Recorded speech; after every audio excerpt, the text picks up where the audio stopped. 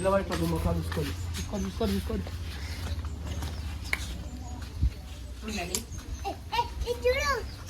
ముఖాలు చూసుకుంటా ఏంది గంత పెయింట్ వేసిన ఏం పెయింట్ అనేది ఏషియన్ పెయింటా లేదక్క నాది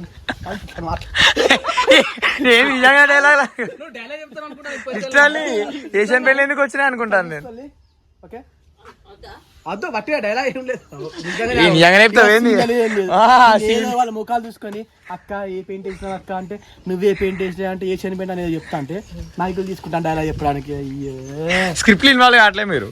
ఓకే జస్ట్ ఇక అన్నం చూసి బాధతో ముఖాలు చూసుకోవాలి. యాక్షన్.